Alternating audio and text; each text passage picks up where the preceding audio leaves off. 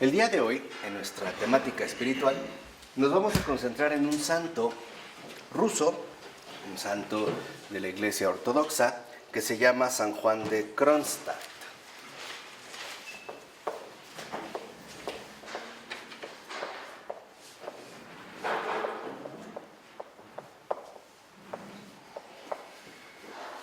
San Juan de Kronstadt es un santo del siglo XX, reciente a nosotros, que me parece que tiene muchas cosas que enseñarnos y que nos puede orientar en nuestra vivencia contemporánea, apelando a algunos aspectos muy concretos que vale la pena comentar. Voy a citar, algunos fragmentos de San Juan de Kronstadt y después lo que haremos es comentarlos, ¿no? Sacarle mucho provecho. Lo primero que dice San Juan de Kronstadt es que no debemos pensar que la humanidad está dividida en dos campos opuestos, dos clases de hombres, justos y pecadores, ¿no? Ese es, como el primer paso inicial que dice San Juan de Kronstadt. No debemos suponer eso. Dice, como si los primeros estuvieran destinados o predestinados a la beatitud y los segundos a la perdición. Dice, lo primero que debemos reconocer es que todos somos pecadores. Todos ciertamente somos miembros manchados. Y esto se nota en el hecho de que nuestro Señor sufrió por todos. Pero al mismo tiempo significa que todos somos igualmente amados por Él. Y este es, como un paso fundamental de la misericordia. Ya el Papa Francisco ha dicho que la misericordia es, un anuncio que abarca al mundo entero. No tiene una limitante o no tendría, como un receptor en particular, sino que la misericordia es un anuncio para el mundo entero. Y aquí es lo que vemos fundamental. O sea, lo que realmente debe de sostener nuestra postura cristiana no es la cuestión del pecado, sino lo del amor. Este es, como el paso fundamental. No debemos evaluar las cosas a partir de la cuestión del pecado, o de si uno falla o otro falla, o si está o no está, dentro de nuestras propias convicciones religiosas. No, lo que debemos tomar en cuenta como el principio fundamental de nuestra vida cristiana es que todos somos amados igualmente por Él. Trátese de quien se trate, esté en las condiciones de vida que esté, aunque no sea católico, Eso no importa, esa no es una limitación. Lo que realmente, nos ayuda a comprender nuestra realidad es este amor infinito de Dios por todos nosotros. Y por lo tanto, cualquier tipo de juicio le pertenece a Él, porque Él es la medida, precisamente, de todas las cosas. Por ejemplo, si nosotros llegáramos a decir en algún momento que una persona está condenada, la vida que lleva o lo que sea, estamos equivocados. Eso sería nuestra percepción, o sería, de cierta manera, ¿no?, algo lícito, pero no sería la auténtica verdad.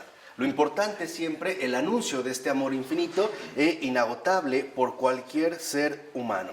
Por eso dice que inmediatamente después de las palabras acerca del amor, también siguen las palabras que el Señor dice en Mateo, capítulo 7, versículo 1, no juzguéis para que no seáis juzgados. Entonces, lo que realmente debemos contemplar en nuestra realidad humana es la medida del amor infinito de Dios. Esto es lo que tenemos que entender. O sea, podemos reconocer que una persona está en pecado, pero esto no es lo que define su vida, sino lo que realmente define su vida es el amor que el Señor tiene también por esta alma. Un amor que es más fuerte que el pecado o que, va más allá de las propias limitaciones del ser humano. Y esto es en lo que debemos reforzar. Entonces, cuando nosotros evaluamos a los demás, lo tenemos que hacer a partir del amor que Dios tiene por esa alma, no a partir de sus actos o de nuestros propios juicios. Más bien lo debemos de hacer a partir de esta medida del amor. Por eso también nos va a decir San Juan de Kronstadt que cada uno de nosotros estamos llamados a hacer un plan completo de Dios. Y este plan completo de Dios es entrar a formar parte precisamente de este amor incalculable. Por eso dice San Juan de Kronstadt que el hombre que niega su relación con Dios, que rechaza ser su hijo, no es un hombre completo, sino el plan inconcluso del hombre. Entonces, estamos llamados precisamente a trascender nuestra propia realidad particular a partir de este amor de Dios. Dice, y precisamente se nos ha concedido el ser hijos de Dios no solo como un don, sino también se nos ha confiado como un deber. Entonces, el ser hijo de Dios, o el ser hijos de Dios, no solo es un don, claro, ya se nos dio, no, también involucra un deber. Y aquí vale hacer la siguiente precisión. ¿Qué es un deber? El deber es el cumplimiento pleno de una exigencia. Eso es el deber. Pero no es una obligación. Porque un deber siempre involucra primero el querer. O sea, tiene que ver con un deseo. Podemos decir que la dinámica del deber es muy sencilla. Es primero quiero y después hago. Porque si no quiero y lo hago, entonces no es un deber, es una obligación. Y no estaría, digamos, precisamente caracterizado por un acto libre. Entonces, en un deber, uno escoge por convicción lo que tiene que realizar. Y uno sabe las exigencias que debe cumplir. En primer lugar, porque sabe perfectamente bien que esto tiene que ver con una cuestión de el bien. Y esto es, digamos, la dimensión fundamental del deber. No confundamos las cosas como si el deber fuese una mera una mera obligación. Algo que estoy obligado a realizar, pero que en realidad no quiero. Entonces, el Señor nos ha concedido el ser hijos de Dios no solo como un don, sino también como un deber. ¿Y esto qué significa? Significa que el deber es responder al don de Dios. Eso es el deber. En ese sentido muy concreto es responder a lo que el Señor de hecho ya me ha dado y ir creciendo en ello. Ahora, ¿qué nos puede obstaculizar precisamente este deber? Pues como ya lo sabemos, el pecado. ¿Por qué? Porque el pecado, dice San Juan de Kronstadt, es una fuerza destructora. ¿Qué es lo que destruye? Destruye a todo aquel que está bajo su peso. Esta es, digamos, la fuerza destructora del pecado. Entonces, lo primero que podemos observar es que, en efecto, no solo se trata de que el pecado nos roba un cierto campo de moralidad o que nos lleva, digamos, hacia el ámbito de la impureza. No es este el punto. El punto es que el pecado, como dice San Juan de Kronstadt, desfigura el rostro del hombre porque lo oscurece su mismo ser e incluso lo deteriora en sentido físico. Y nosotros lo podemos ver, por ejemplo, como cuando una persona ya es presa netamente del pecado, incluso físicamente se puede llegar a ver demacrado o se puede llegar a ver en ese sentido también perjudicado. Pero nos advierte San Juan de Kronstadt que el pecado no es lo único temible. También lo es la desesperación y la melancolía alimentadas por el pecado. Entonces, aquí hay dos dimensiones también muy importantes. A veces, por ejemplo, solo nos quedamos con el pecado, o sea, con un acto ilícito que ciertamente cometimos y que reconocemos como tal. Pero nos dice San Juan de Kronstadt que esto no es suficiente. También es muy temible la desesperación y la melancolía. Entonces vamos a ver de qué manera el pecado alimenta estos dos aspectos. ¿De qué forma la desesperación? El pecado, al destruirnos a nosotros, nos lleva a veces a pensar falsamente que estamos perdidos o que ciertamente no estamos prácticamente condenados, que no tendríamos remedio. Por ejemplo, sobre todo cuando uno se propone superar un pecado y uno vuelve a incurrir en él una y otra vez.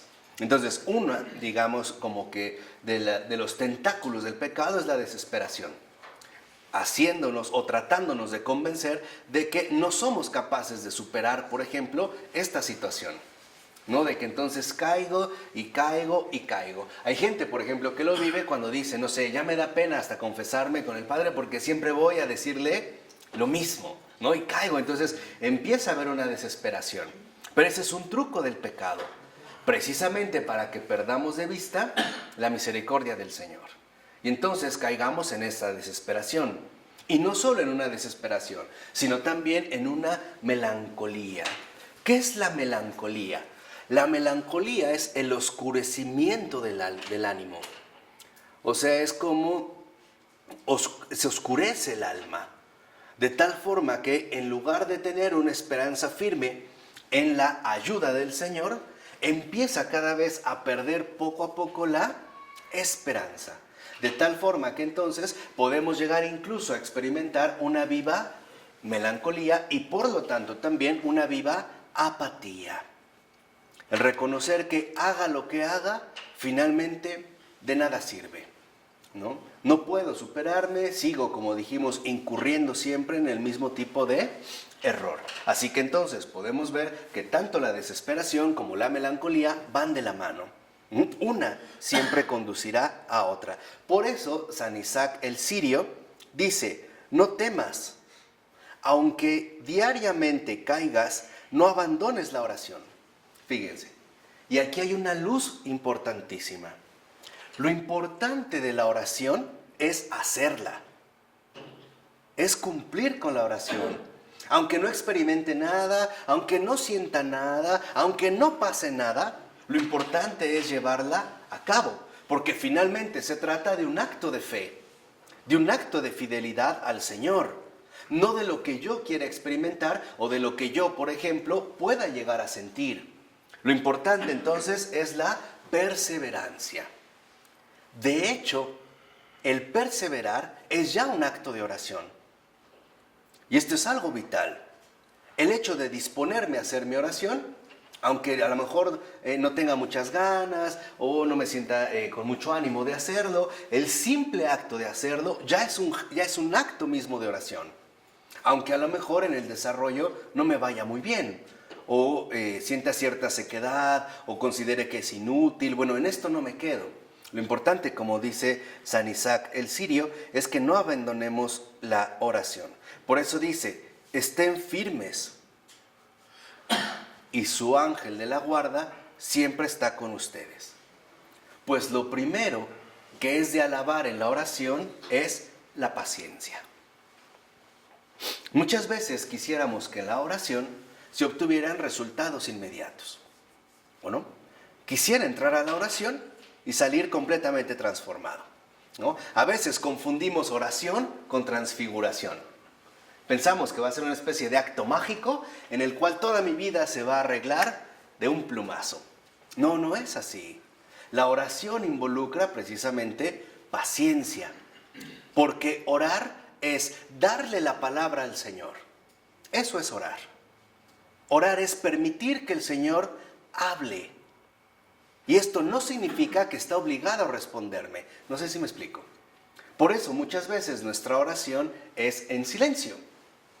Al parecer no hay nada, ¿no? No me responde o no encuentro, digamos, esta luz que estoy buscando. Entonces lo primero que debemos de reconocer es que en efecto lo principal es que nuestra paciencia nunca se vea interrumpida.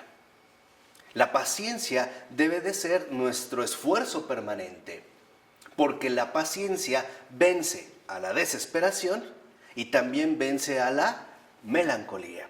Entonces, si vence a las dos, la paciencia es un arma formidable contra el mismo pecado.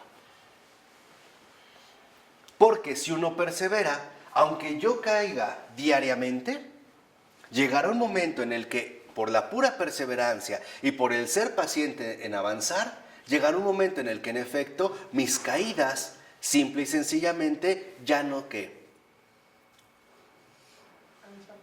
sí, ya no se darán, desaparecerán. Por eso lo fundamental dice que lo importante es que si nosotros caemos en lo que sea, en cualquier tipo de pecado, de inmediato hagamos un acto de humildad. Y dice San Juan de Kronstadt, es lo que el Señor nos sugiere o nos propone cuando nos dice, oíros y no pequéis más.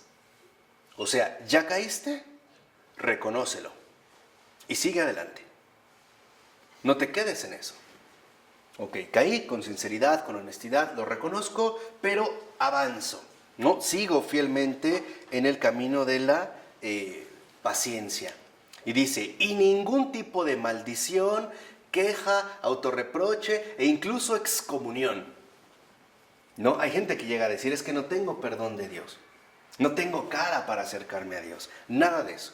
Dijimos, todo juicio le pertenece al Señor. Por eso dice, no debemos someternos al mal espíritu que busca hacernos caer siempre en mayor pecado.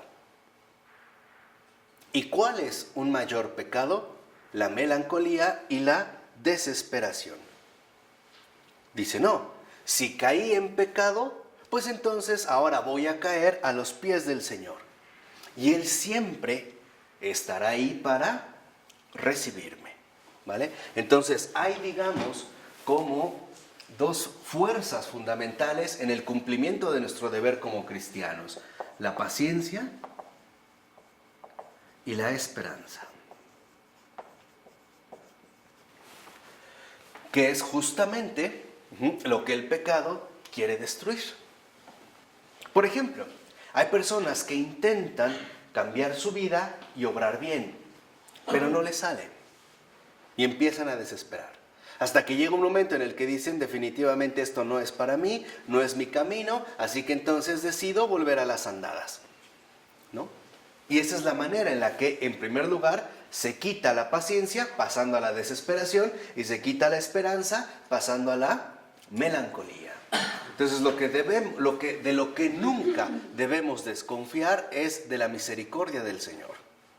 Así cometiéramos los más graves crímenes, los peores pecados que se hayan podido cometer, nunca debemos desconfiar de la misericordia del Señor. Y dijimos siempre trabajar en la paciencia y en la esperanza. De tal forma que entonces no seamos, digamos, duramente severos con nosotros mismos.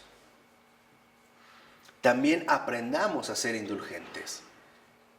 Y esto es un gesto de sencillez. A veces, literalmente, nosotros nos agarramos como piñatas, ¿no? Con el palo de la ira. Soy un idiota, soy una bestia, soy un animal, yo lo permití. Y bueno, terminamos muy maltratados. Entonces, no, aprendamos también a tratarnos con indulgencia.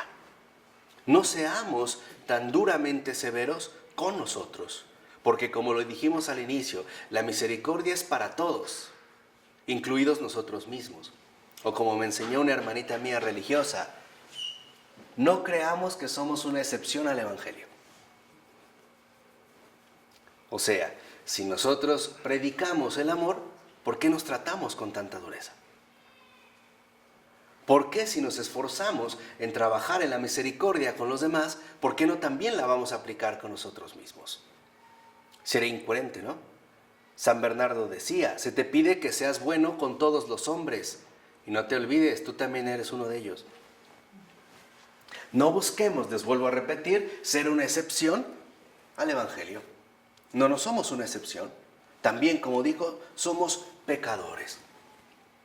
Tampoco busquemos querernos poner siempre en el primer lugar, así sea en lo bajo, ¿no? Suponiendo que soy el peor de todos, o sea, es como, hasta en lo bajo, quítense, ahí les voy, yo voy en primer lugar. No, con simpleza, un pecador común y corriente, que cae, pero también se levanta, y vuelve a caer y se vuelve a levantar. Y siempre tiene presente en los labios y en el corazón el nombre de Jesús. Esto es algo importantísimo, ¿eh? ¿Cuántas personas no hay que han llegado al suicidio precisamente por la desesperación y la melancolía? O sea, por haber perdido por completo tanto la paciencia como la esperanza. Entonces, fíjense, una de las cosas que debemos vigilar muy cuidadosamente es que no haya el menor indicio de desánimo en nosotros. Nunca. Que el pecado, por muy grave que sea, nunca nos desanime a seguir adelante en el camino del bien. Basta con que hagamos un acto sencillo de contrición, reconociendo que me equivoqué, pero que al menos le ruego al Señor que me ayude para no volver a caer en esa misma equivocación. Y no cantemos llorando y tropecé de nuevo y con la misma piedra, ¿no?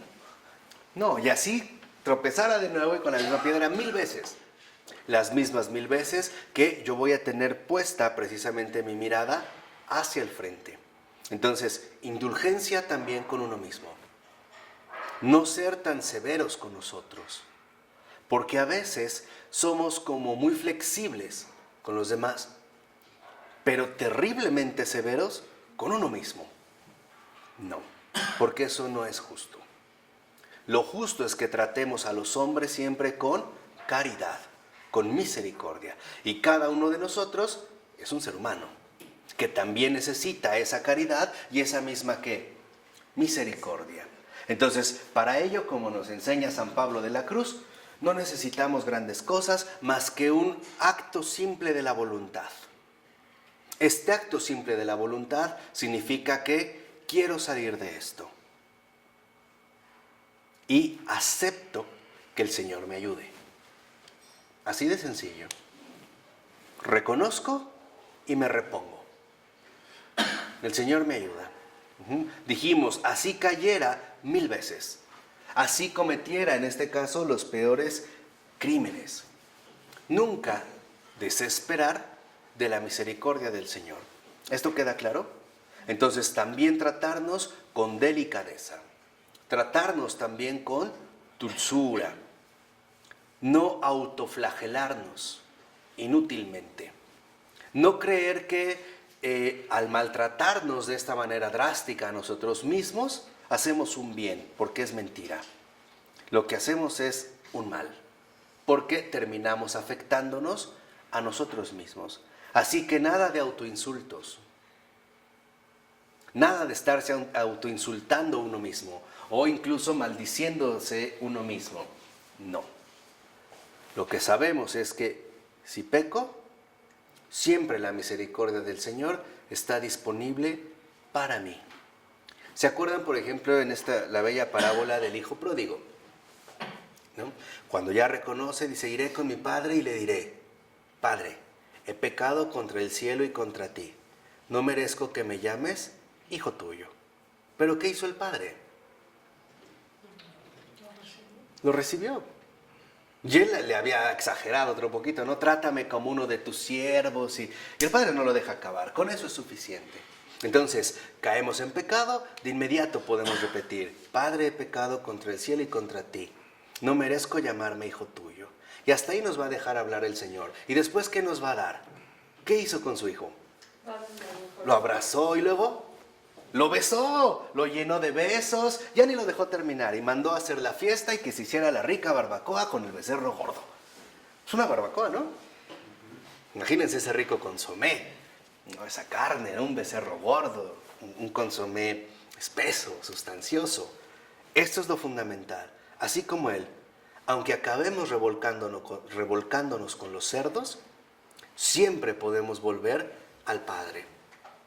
Y si el Padre vio al Hijo de lejos, es porque el Padre lo estaba ya que esperando. Todos los días salía a esperarlo. El Padre siempre es pura paciencia y pura ¿qué? Esperanza. Es más, cada vez que nosotros cometemos un pecado, el Padre nos dice, ven, te estoy esperando. No huyas de mí. Yo no te juzgo, yo no te condeno. Eres tú el que te juzgas y eres tú el que te ¿qué? El que te condenas. Y ese juicio no te toca. Ese juicio solo me toca a mí. Tú no eres digno de mí, pero yo sí soy digno de ti. Por eso me recibes. Soy yo el que te llama. Entonces fíjense qué hermoso.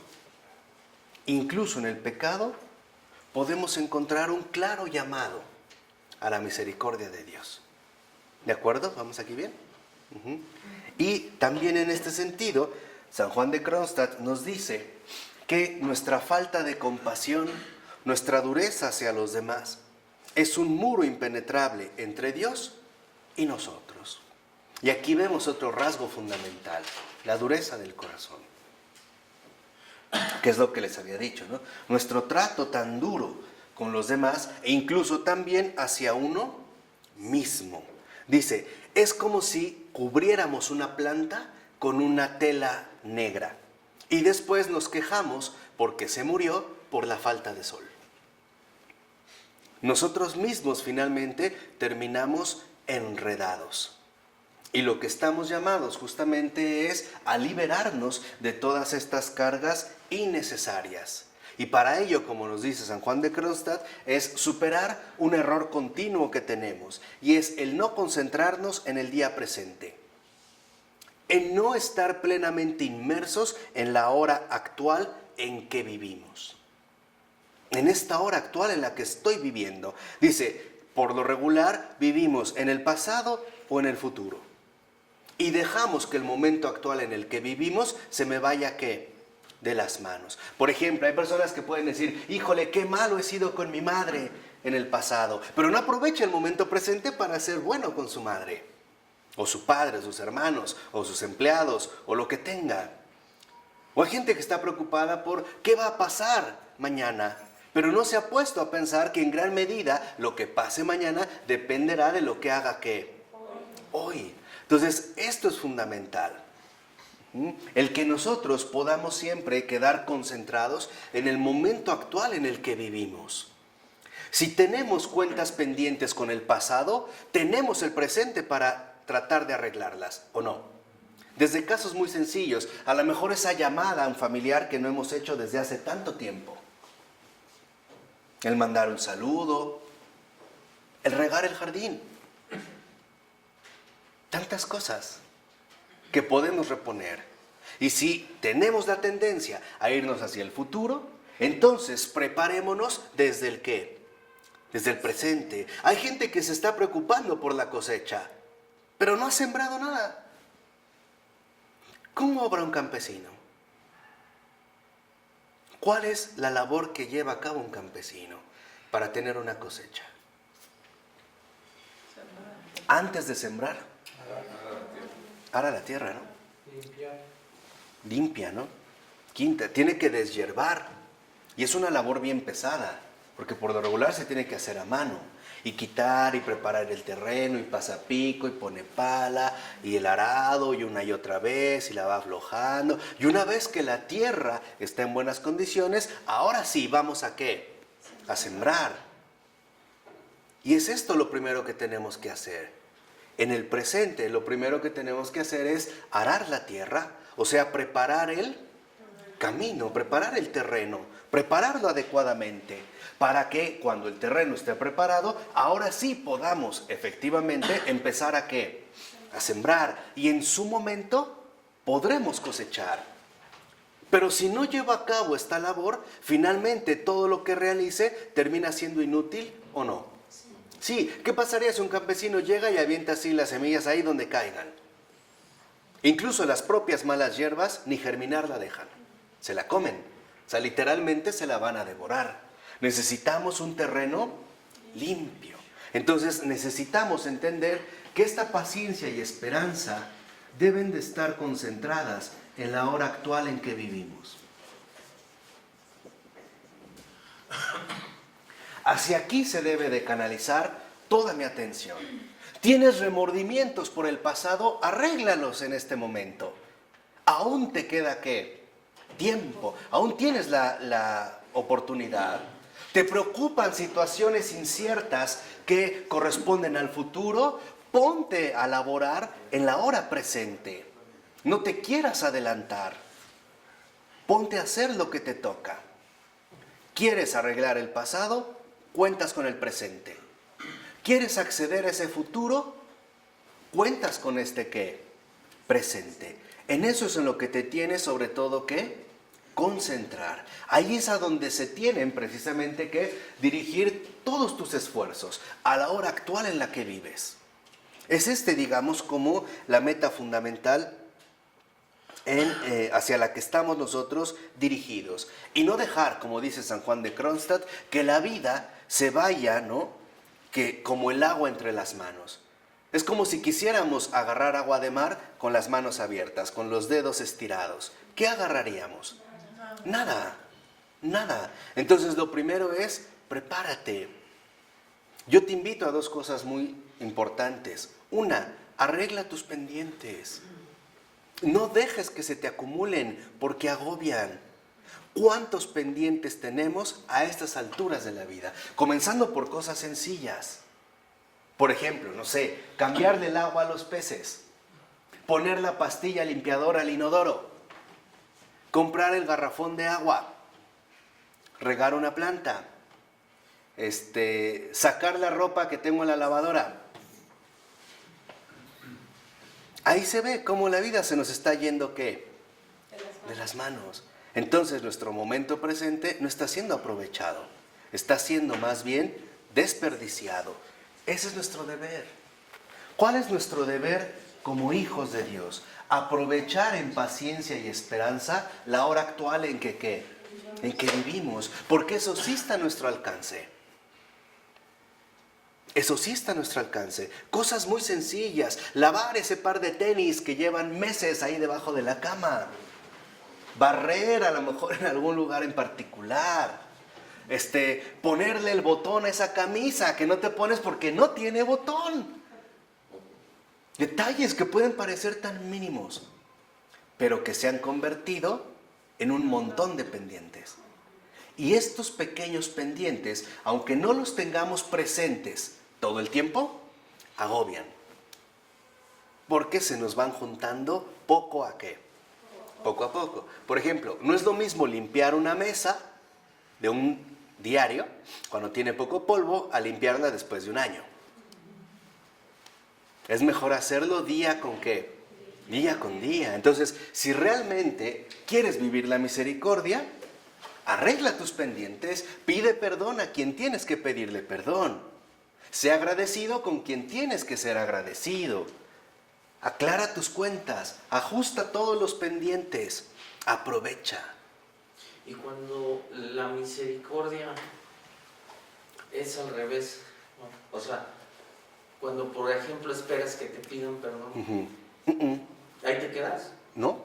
¿O qué haces? No, justamente lo que espero es que no siga teniendo este afán, porque me estoy yendo a una posibilidad que en último término no depende de mí.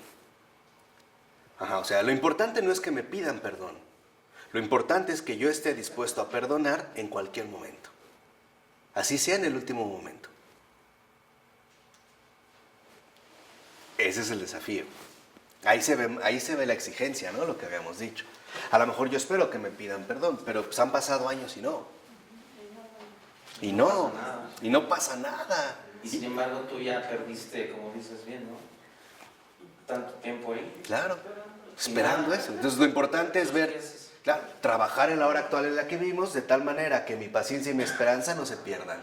Y saber que si pasan otro tanto de años, pero en algún momento se da la posibilidad de que me pidan perdón, yo pueda perdonar de inmediato. Y no más bien, ahora le meta los recargos. ¿No? A ver, ya te quedó claro, ya se iba a quedar muy claro. Ahora van los intereses, ¿no? Tanto te esperé para que hasta ahorita se te ocurra. No, porque si somos bien mañosos, o sea, de todo le queremos sacar provecho. No, aquí no. Lo importante es que pase lo que pase, yo siempre esté en esta disponibilidad.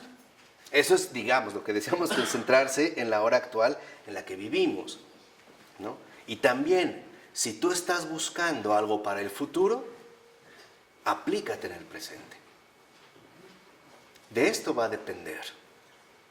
Nosotros ya podemos prever lo que ocurre en base a lo que realicemos en el presente, ¿o no? Ya lo podemos prever. Por ejemplo, si una persona quiere participar en un maratón y ganar una competencia, pero no entrena, no se prepara, llegó el día de la competencia, se le hizo tarde, va corriendo, no desayunó, ya podemos hacernos una idea de qué mal le va a ir, ¿o no? Entonces, concentrarnos en el presente lo podemos reducir en una simple labor. Bueno, en una simple labor porque es una. No endurecer el corazón. En eso es lo que debemos de trabajar. ¿Se acuerdan, por ejemplo, de San Simeón? El que aparece cuando llevan a presentar a Jesús al templo, ¿no? Dice una frase muy bonita, ¿no? ahora, Señor, puedes dejar a tu siervo irse, ¿qué? En paz. Quedémonos con esto. Él había vivido en pura paciencia y en pura, ¿qué? Esperanza. Pregunta, ¿el Señor lo defraudó? No. Si realmente nosotros tenemos un deseo sincero, no nos veremos defraudados. Solo que hay que aprender a esperar. O sea, no hay que caer en la tentación de desesperar.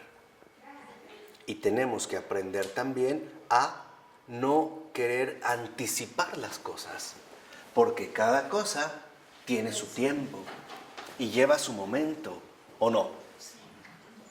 Y tiene que ser un momento exacto. Por ejemplo, si yo siembro una lechuga y la corto antes de, puede ser como hasta un poco insípida. Pero si me paso, amarga, se vuelve amarga. No, reconocer que cada cosa va a llevar su ¿qué? Su tiempo. Y el Señor jamás defrauda los deseos del corazón. ¿Por qué? ¿Por qué los ha puesto ahí? Nunca, ¿eh? Así pasen ¿qué? Años. Pero si este deseo se mantiene, se trabaja en paciencia y en esperanza, nunca nos veremos defraudados. ¿Cuál es uno de los problemas que tenemos? Queremos las cosas aquí y ahora. Ya, de inmediato. Y si no se dio así, me enojo. Ya, no quiero nada. ¿No? Es como el niño que le dice a lo mejor a su mamá, mamá, cómprame un helado de chocolate. Sí, ahorita. Y se le olvidó. Y en la noche le dice, vamos por tu helado. No, mamá, ya no quiero nada, ya no me compres nada, no sé qué, bla, bla, bla, bla. Bueno, eso es capricho. Eso no es cristiano. Lo cristiano es siempre vivir en apertura. Entonces, corremos un riesgo, que se endurezca el corazón. ¿Se acuerdan cómo el Señor desde el Antiguo Testamento les insistía una y otra vez al pueblo? No endurezcáis el corazón. Porque, ojo, el corazón se endurece a causa de nuestra impaciencia. Y de inmediato nos sentimos ofendidos o defraudados o frustrados.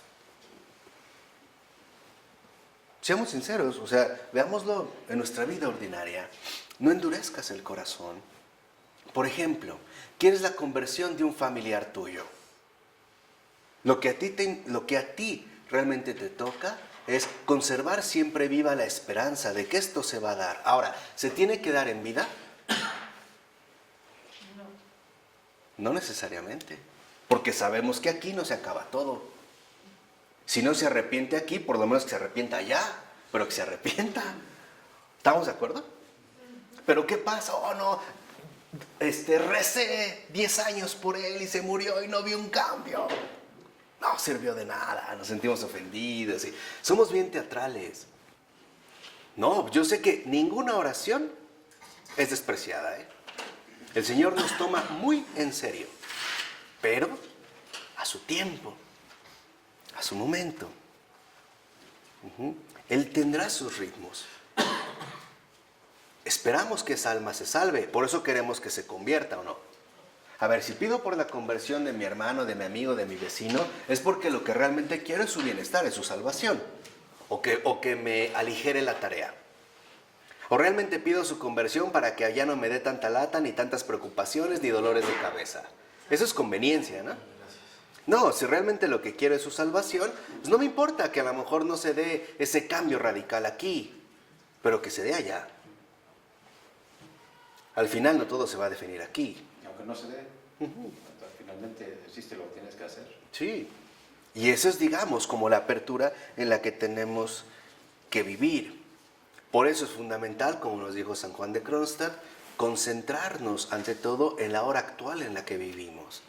Ahí es donde siempre se nos da una oportunidad para hacer todo. Dijimos, ¿quieres arreglar tu pasado? Aprovecha tu presente. ¿Quieres asegurar tu futuro? Concéntrate en tu presente. Ahí es a donde te toca. No te vayas ni hacia atrás porque te desnucas, ni hacia adelante porque te rompes el hocico. Y luego estás llorando. No, Concéntrate en el presente y para ello entiende que tu vida no depende de circunstancias que te sobrepasan. O sea, aprende a vivir de la fe.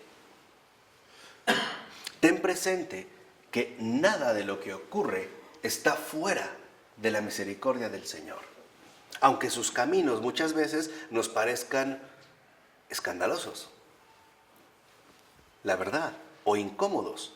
Por eso el Señor nos lo dijo: bienaventurado aquel que no se escandalice de mí. No es fácil escandalizarnos del Señor, pero ¿por qué si era tan bueno se lo llevó? No, hombre, si mi padre era un santo y se lo llevó. ¿Por qué no se llevó a mi vecino que engaña a su esposa, golpea a sus hijos, es narcotraficante, a esas ratas inmundas, las deja vivir? Ahí se ve. Ahí se ve que no estamos todavía en sintonía con el Señor.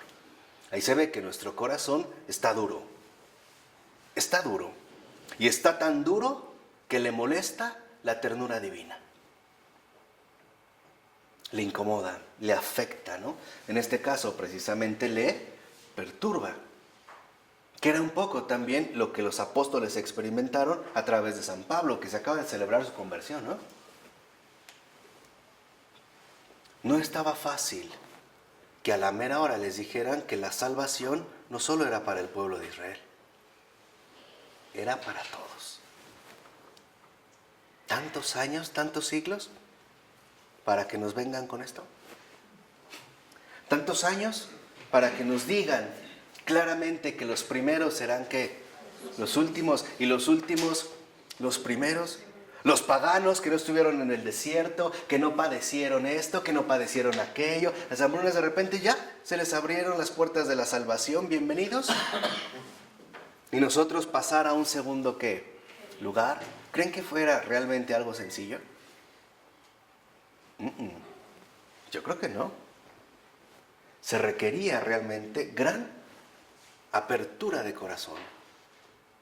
O sea, realmente gran crecimiento en la bondad. Y en esto es en lo que tenemos que crecer. Te vuelvo a repetir, arregla tus pendientes, por pequeños que parezcan, porque en eso es la manera en la que tú realmente te concentras en tu deber, en el deber propio de los hijos de Dios. ¿No tiene algo que ver con darnos el pan de cada día? Sí, o sea, el hecho de que pedimos porque aceptamos que Él nos lo da y que estamos dispuestos a recibir. ¿Qué pan me va a dar? La paciencia, la esperanza. A veces puede ser un pan duro, ¿no? Pero es pan. A veces es una concha, ¿no? Sabrosa, calientito, recién horneado. Ay, a veces está duro, ¿no? Como una corteza dura, corriosa, de estas que viven, por ejemplo, en las Europas, ¿no? Se endurece. No nos gusta mucho, pero quizá era el pan que en ese momento más que necesitábamos. Y es un pan que en efecto nos viene dado de arriba. Y esto es parte también de crecer en la bondad. Todo lo que ocurre en nuestras vidas viene de mano del Señor. Todo. Y yo sé que de aquí a muchos les brinca. Por ejemplo, enfermedades, el asesinato de mi esposo, la muerte de mi bebé. ¿También eso? También. No directamente. Lo ¿También? permite. No, claro, pero me refiero a No que... puede obrar en el mal. Pero nada está fuera de la bondad divina. Todo está bajo su control. Por eso Santa Teresa de Jesús decía, cada vez que a mí me viene un padecimiento, yo beso la mano de quien me lo dio. Es esto el crecimiento. Es esto el llegar a entender que la hora actual en que vivimos debe de estar concentrada en el amor del Padre. ¿Qué nos da el Padre? Lo mejor para nosotros, ¿no?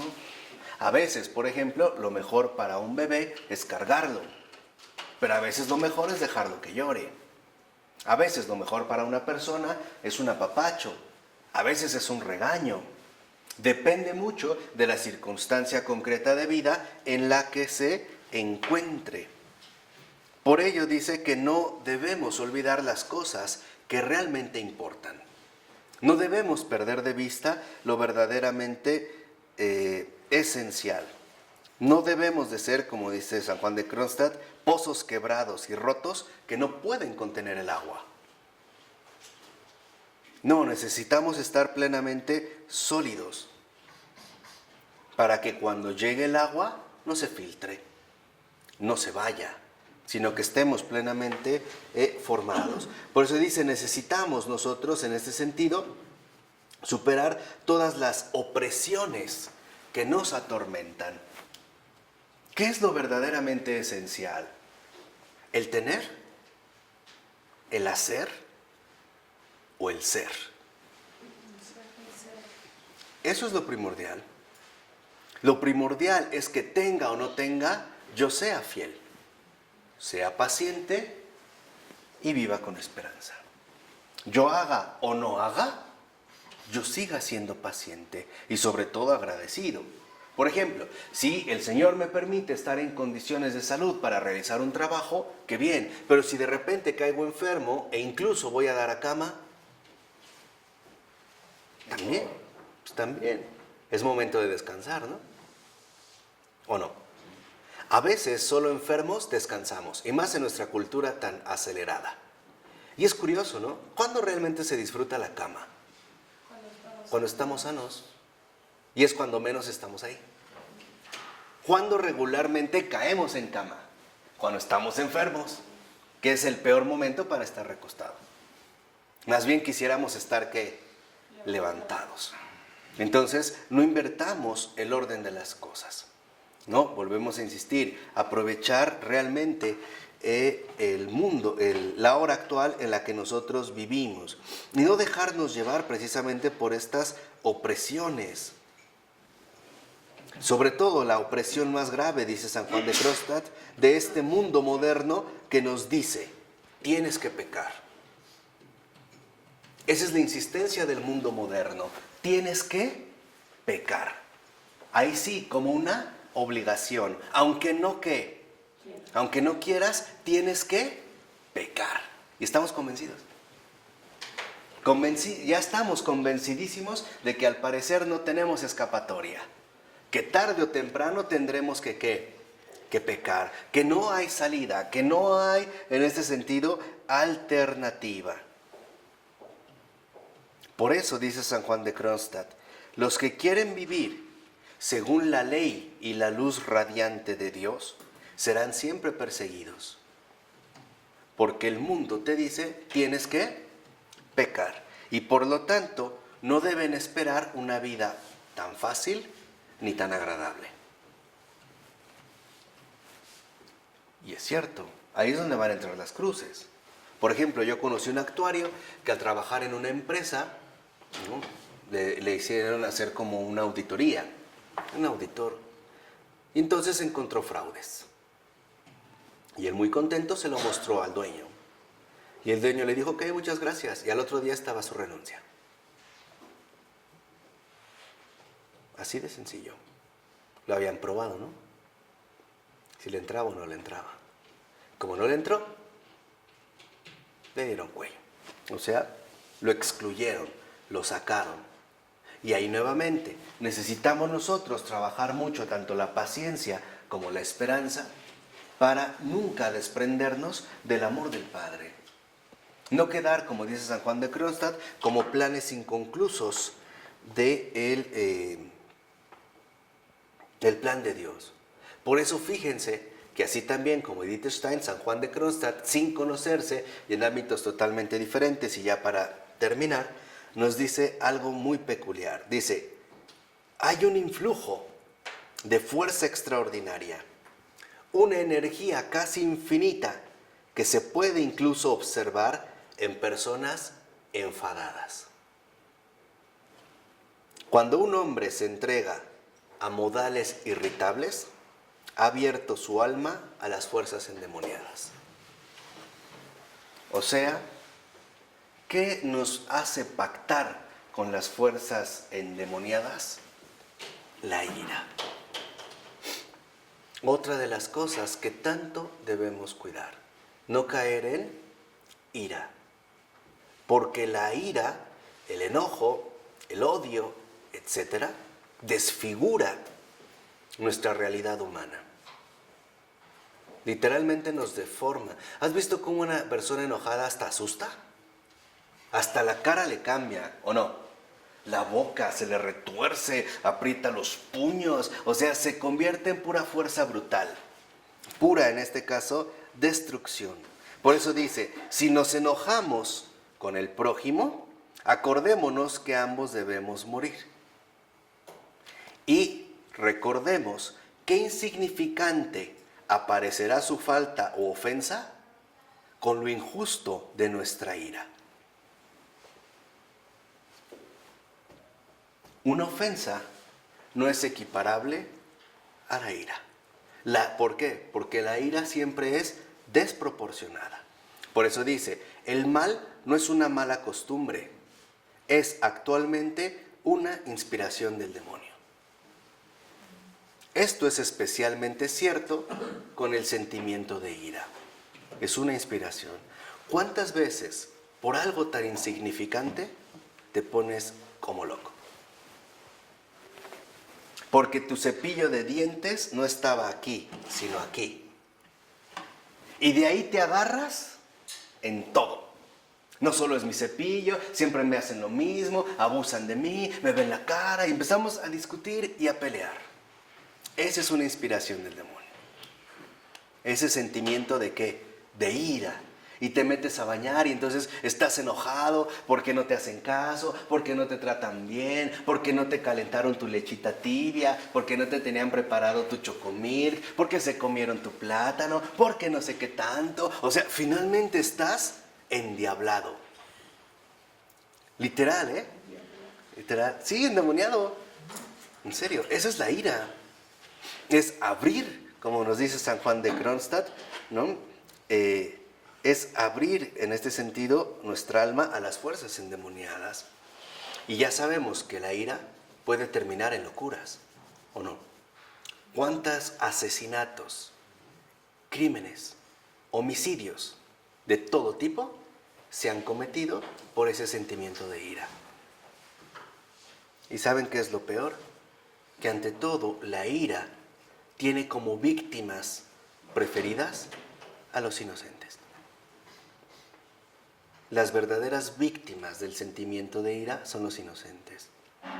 ¿O no muchas veces la paga quien no te la hizo? Saliste furioso de tu casa y no te la pagó el que se te metió en el coche. Y no se te metió, prendió la direccional, pero uy, te sentiste agredidísimo. Finalmente la autopista es tuya. Los demás andamos ahí de metiches en tu ciudad. Con el del elevador, con el del supermercado, con tu hija que te habló para decirte que te quiere. ¿Qué quieres? Ay, perdón, ya nada. ¿No es una verdadera injusticia? No dejemos entonces que la ira afecte a los inocentes. Más bien pidámosle al Señor, en este año de la misericordia, que nos libre del sentimiento de ira, para que ningún inocente se vea dañado por nuestras torpezas y por nuestros pactos demoníacos. ¿De acuerdo? Pidamos siempre el Espíritu de la luz y seamos fieles guardianes y custodios de la misericordia de Dios en el mundo. Nada de ira, nada. En nombre del Padre, del Hijo y del Espíritu Santo. Amén.